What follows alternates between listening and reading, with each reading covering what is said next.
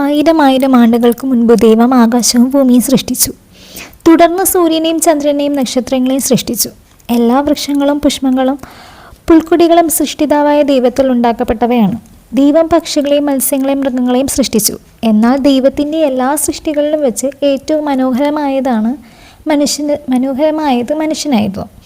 താൻ സൃഷ്ടിച്ച മനുഷ്യൻ ഏകനായിരിക്കുന്നു എന്ന് കണ്ട ദൈവം മനുഷ്യൻ്റെ തുണയ്ക്കും ആശ്വാസത്തിനുമായ ഒരു സ്ത്രീയെയും സൃഷ്ടിച്ചു. ദൈവം മനുഷ്യനെ ആദാം എന്ന് പേര് വിളിച്ചു. ആദാം സ്ത്രീയെ ഹവ്വ എന്നും പേര് വിളിക്കുകയും ചെയ്തു. ആദാമിനും ഹവ്വയ്ക്കും വസിക്കുവാൻ വേണ്ടി ദൈവം ഏദൻ എന്ന മനോഹരമായ ഒരു തോട്ടമുണ്ടാക്കി. അവർ എത്ര കാലം സന്തോഷമായി അവിടെ ജീവിച്ചു എന്ന് നമുക്ക് പറയുവാൻ കഴിയുകയില്ല. എന്നാൽ ദൈവത്തെ അനുസരിച്ച് പാപം ചെയ്യാതെ ജീവിച്ച കാലത്തോളം അവർ സന്തോഷമായി ജീവിച്ചിരുന്നു എന്ന് നമുക്ക് മനസ്സിലാക്കാം. ഏദൻ തോട്ടത്തിൽ ദൈവം 2 പ്രത്യേക വൃക്ഷങ്ങൾ നട്ടിരുന്നു. അവ ആദാമിൻ്റെയോ ഹവ്വയുടെയോ വകയല്ലായിരുന്നു. പിന്നെയോ അവ ദൈവത്തിൻ്റെ വകയായിരുന്നു. ഈ വൃക്ഷങ്ങളെ സംരക്ഷണം ചെയ്യുവാൻ ദൈവം ആദാമിനെ ചുമതലപ്പെടുത്തിയിരുന്നു. അവയിലൊന്ന് നന്മതിന്മകളെക്കുറിച്ചുള്ള അറിവിൻ്റെ വൃക്ഷമായിരുന്നു. മറ്റൊന്ന് ജീവൻ്റെ വൃക്ഷമായിരുന്നു. ഒന്നാമത്തെ വൃക്ഷത്തിൻ്റെ ഫലം തിന്നുന്ന വ്യക്തിക്ക് തിന്മകളെക്കുറിച്ച് അറിയുവാൻ കഴിയുമായിരുന്നു.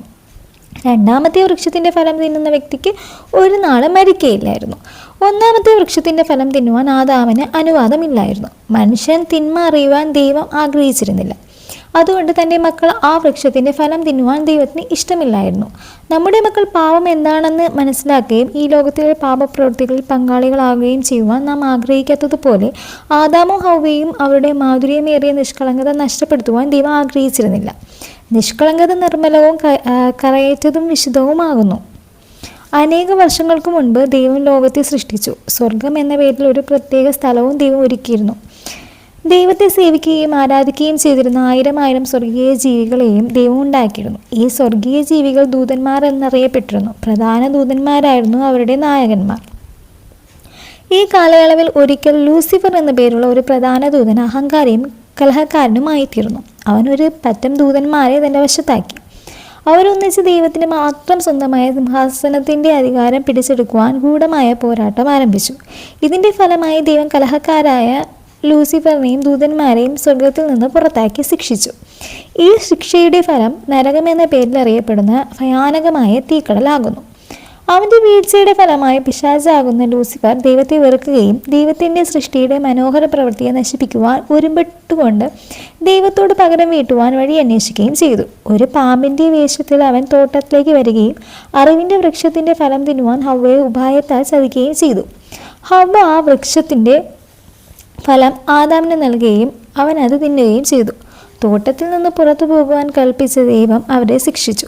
ജീവവൃക്ഷത്തിൻ്റെ ഫലം തിന്നുകയും അങ്ങനെ എന്നേക്കും അവരുടെ പാപങ്ങളിൽ ജീവിക്കുവാൻ തക്കവണ്ണം പരീക്ഷിക്കപ്പെടുകയും ചെയ്യുമെന്ന് ദൈവം മനസ്സിലാക്കിയിരുന്നു. അതുകൊണ്ടാണ് ദൈവം ഇപ്രകാരം ചെയ്തത്. അല്ലായിരുന്നെങ്കിൽ ദൈവത്തോടുള്ള കൂട്ടായ്മയ്ക്കായി സൃഷ്ടിക്കപ്പെട്ട മനുഷ്യനുമായി കൂട്ടായ്മ ആചരിക്കുവാൻ ദൈവത്തിന് ഒരു വിധത്തിലും കഴിയുകയില്ലായിരുന്നു. ദൈവത്തിൻ്റെ ശാപം ഒന്നാമത്തെ കുടുംബത്തിന്മേൽ വന്നത് അവരുടെ അനുസരണക്കേടെന്ന പാപത്താലാണ്. അന്നു മുതൽ അവരുടെ പിന്തലമുറക്കാർ അന്നു മുതൽ ഇന്ന് വരെയുള്ള ഈ ലോകത്തിലെ ജനങ്ങൾ പാപം ചെയ്യുവാനുള്ള ആഗ്രഹത്തോടെയാണ് ജനിക്കുന്നത്. ഒരു കുട്ടിയിൽ സംസാരിക്കുവാൻ കഴിവ് നേടുന്നതോടെയോ അതിനു മുൻപ് തന്നെയോ ഈ പാപസ്വഭാവം പ്രകടമായി വരുന്നു. തങ്ങളുടെ മനോഹരമായ ഭവനത്തിൽ നിന്നും ആദാമും ഹവ്വയും ദൈവത്താൽ പുറത്താക്കപ്പെട്ടപ്പോൾ അവരുടെ ദുഃഖം വളരെ വലുതായിരുന്നു. എന്നിരുന്നാലും തങ്ങളെ പാപത്തിൻ്റെ ശാപത്തിൽ നിന്നും രക്ഷിക്കുന്ന ഒരു മനുഷ്യ സന്തതിയെ അയക്കാമെന്ന് ദൈവം അവരോട് വാഗ്ദത്തം ചെയ്തു.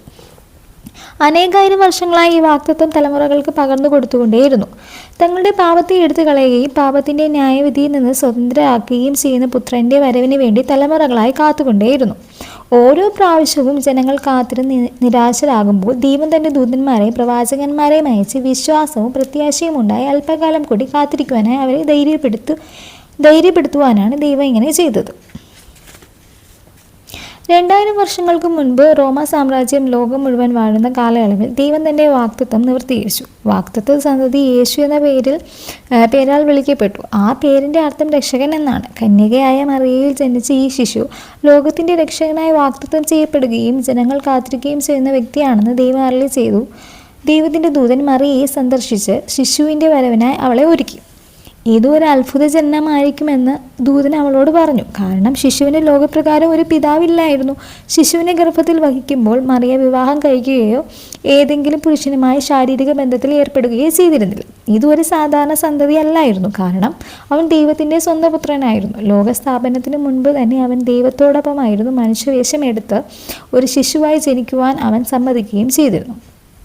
33 വർഷം യേശു ഇസ്രായേൽ ജീവിച്ചു. ജനങ്ങളെ സ്നേഹിച്ചു. യേശു അവർക്ക് ദൈവസ്നേഹം കാണിച്ചു കൊടുത്തു. അവൻ രോഗികളെ സൗഖ്യമാക്കി. കുരുടർ കാഴ്ച പ്രാപിച്ചു. ചെകിടർ കേട്ടു. മുടന്തർ നടന്നു. ഓമ സംസാരിച്ചു. ദുരാത്മാവിനാൽ പിടിക്കപ്പെട്ടവരിൽ നിന്നും അവൻ ദുരാത്മാക്കളെ ശാസിച്ചു മാറ്റി. മരിച്ചവരെ ഉയർപ്പിക്കുകയും മറ്റ് അനേക അത്ഭുത പ്രവൃത്തികൾ ചെയ്യുകയും ചെയ്തു. ജനങ്ങൾ അവനെ സ്നേഹിക്കുകയും അനേകർ അവനിൽ വിശ്വസിക്കുകയും അവനെ അനുഗമിക്കുകയും ചെയ്തു. എന്നാൽ മതഭരണാധികാരികൾ ജനത്തിന്മേലുള്ള അവൻ്റെ സ്വാധീന ശക്തിയാൽ അസൂയാലുക്കളായി അവനെ കൊല്ലുവാൻ മാർഗമന്വേഷിച്ചു. ഒരു ദിവസം അതിരാവിലെ അവർ അവനെ പിടിച്ച് രാഷ്ട്രീയ ഭരണാധികാരികളുടെ മുൻപാകെ കൊണ്ടുവന്നു. അവനെതിരായി കള്ളസാക്ഷ്യങ്ങൾ പറഞ്ഞ് അനീതിയായ വിചാരണയ്ക്ക് ശേഷം റോമാ സാമ്രാജ്യത്തിൻ്റെ രീതി അനുസരിച്ച് ഏറ്റവും നികൃഷ്ടരായ കുറ്റവാളികൾക്ക് നൽകുന്ന ക്രൂശീകരണം മൂലം കൊല്ലുവാൻ ശിക്ഷ വിധിച്ചു. തങ്ങളുടെ വൻ വിജയത്തിൽ അവർ സന്തോഷിച്ച്. എങ്കിലും ആ സന്തോഷം അധികം നാൾ നീണ്ടു നിന്നില്ല. തൻ്റെ മരണത്തിന് ശേഷം 3-ാം നാൾ രക്ഷിതാവായ യേശുക്രിസ്തു മരണത്തിൽ നിന്ന് ഉയർത്തെഴുന്നേറ്റ് കല്ലറയിൽ നിന്ന് പുറത്തു വന്നു. 40 നാൾ അവൻ്റെ സ്നേഹിതന്മാർക്കും ശിഷ്യന്മാർക്കും തന്നെത്താൻ വെളിപ്പെടുത്തി. ഈ സ്നേഹിതന്മാരും ശിഷ്യന്മാരും പിൽക്കാലത്ത് ഇതിന് സാക്ഷികളായി തീർന്നു. ഇതിന് ശേഷം യേശു സ്വർഗത്തിലേക്ക് എടുക്കപ്പെടുകയും ഇന്നും അവിടെ ജീവിക്കുകയും ചെയ്യുന്നു. എന്തുകൊണ്ടാണ് അവൻ മരിച്ചത്? തന്നെത്താൻ രക്ഷിക്കുവാൻ യാതൊരു ശക്തിയും ഇല്ലാതിരുന്നത് കൊണ്ടാണോ? തന്നെത്താൻ വിടുവിക്കുവാൻ സ്വർഗത്തിലെ ദൂതന്മാരെ ഭൂമിയിലേക്ക് വിളിക്കുവാൻ അവന് കഴിയുമായിരുന്നു.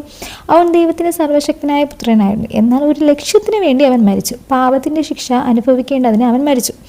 നാം അനുഭവിക്കേണ്ടായിരുന്ന ആ ശിക്ഷ അവൻ സ്വയം ഏറ്റെടുത്തു. ദൈവവും മനുഷ്യനും തമ്മിൽ പാപത്താൽ തകർന്നു പോയ കൂട്ടായ്മ അവൻ പുനഃസ്ഥാപിച്ചു.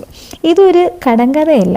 നിങ്ങൾ ഇതേക്കുറിച്ച് ഒരിക്കലും കേട്ടിട്ടില്ലെങ്കിൽ ഒരുപക്ഷെ ഇത് അപരിചിതമായി തോന്നിയേക്കാം. എന്നാൽ ഇത് വിശ്വസിച്ചിരിക്കുന്ന ഞങ്ങൾക്ക് ഇത് ഞങ്ങളുടെ ആശ്വാസമായും സന്തോഷമായും സമാധാനമായും തീർന്നിരിക്കുന്നു. യേശു ദൈവപുത്രൻ എന്ന് വിശ്വസിക്കുകയും അവൻ നിങ്ങൾക്ക് വേണ്ടി മരിച്ചു എന്ന് വിശ്വസിക്കുകയും ചെയ്യുന്നു എങ്കിൽ അവൻ നിങ്ങളുടെ രക്ഷിതാവായി തീരും. അവൻ നിങ്ങളെ സ്നേഹിക്കുന്നു. അവൻ നിങ്ങൾക്കായി മരിച്ചു. നിങ്ങൾ യേശുവിനെ സ്നേഹിക്കുവാനും അവനായി ജീവിക്കുവാനും ഞാൻ പറഞ്ഞ ഈ സംഭവം മറ്റുള്ളവരോട് പറയുവാനും യേശു നിങ്ങളെക്കുറിച്ച് ആഗ്രഹിക്കുന്നു. നിങ്ങൾ ഇത് നിരസിക്കുകയും ദൈവസ്നേഹത്തിൽ നിന്ന് പിന്തിരിഞ്ഞു പോവുകയും ചെയ്താൽ നിങ്ങൾക്കുള്ള ശിക്ഷ എന്തായിരിക്കും? പിശാചിനും അവൻ്റെ ദൂതന്മാർക്കുമായി ഒരുക്കപ്പെട്ട അഗ്നി നരകം തന്നെയായിരിക്കും നിങ്ങളുടെയും ശിക്ഷ. എന്നാൽ നിങ്ങൾ വിശ്വസിച്ച നിങ്ങളുടെ മരണത്തിന് ശേഷമുള്ള ഭയാനകമായ വിധിയിൽ നിന്നും നിങ്ങൾ രക്ഷപ്പെടും. തൻ്റെ ഏകജാതനായ പുത്രനിൽ വിശ്വസിക്കുന്ന ഏവനും നശിച്ചു പോകാതെ നിത്യജീവൻ പ്രാപിക്കേണ്ടതിന് ദൈവം അവനെ നൽകുവാൻ തക്കവണ്ണം ലോകത്തെ സ്നേഹിച്ചു. എങ്ങനെയെന്നാണ് പറയുന്നത്? ദൈവം അവനെ നൽകുവാൻ തക്കവണ്ണം ലോകത്തെ എന്നുള്ള ഇത് മാറ്റി നമ്മുടെ പേര് കൂട്ടിച്ചേർത്താൽ എങ്ങനെയായിരിക്കും?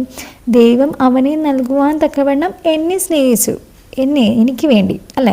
സ്വർഗത്തിലേക്ക് ആരോഹണം ചെയ്തുകൊണ്ടിരുന്ന യേശുവിനെ ഉറ്റുനോക്കിക്കൊണ്ടിരുന്നവരോട് അവൻ സ്വർഗത്തിലേക്ക് പോകുന്നവനായി നിങ്ങൾ കണ്ടതുപോലെ തന്നെ അവൻ വീണ്ടും വരുമെന്ന് വെള്ളവസ്ത്രധാരികളായ 2 പുരുഷന്മാർ പ്രത്യക്ഷരായി പറഞ്ഞു. ലോകമെമ്പാടുമുള്ള ക്രിസ്ത്യാനികളെ അവൻ്റെ വരവ് ആസന്നമായിരിക്കുന്നുവെന്ന് വിശ്വസിക്കുവാൻ അവൻ ഇന്ന് വരും എന്നുള്ള പ്രതീക്ഷയോടെ നാം കാത്തിരിക്കണം. ഇപ്രകാരം യേശുവിൻ്റെ ജീവചരിത്രം അവൻ്റെ മരണവും സംബന്ധിച്ച സംക്ഷിപ്ത വിവരണം നിങ്ങളെ അനുഗമിക്കുന്നതിനും ദൈവത്തിൻ്റെ കുടുംബത്തിലെ അംഗമായി തീരുന്നതിനും ആഗ്രഹിക്കുന്നുവെങ്കിൽ ഒരു നിമിഷം നിങ്ങളുടെ തലവണക്കൂ. നമുക്ക് പ്രാർത്ഥിക്കാം. സ്വർഗസ്നായ പിതാവേ, ഞാൻ ഇപ്പോൾ അങ്ങയുടെ അടുക്കിലേക്ക് വരുന്നു. ഞാനൊരു പാപിയാണെന്ന് സമ്മതിക്കുന്നു. ഞാൻ അനേക പാവപ്രവൃത്തികൾ ചെയ്തിട്ടുണ്ട് എന്ന് മനസ്സിലാക്കുന്നു. എനിക്ക് തന്നെ എന്നെ വ്യത്യാസപ്പെടുത്തുവാൻ സാധ്യമല്ല.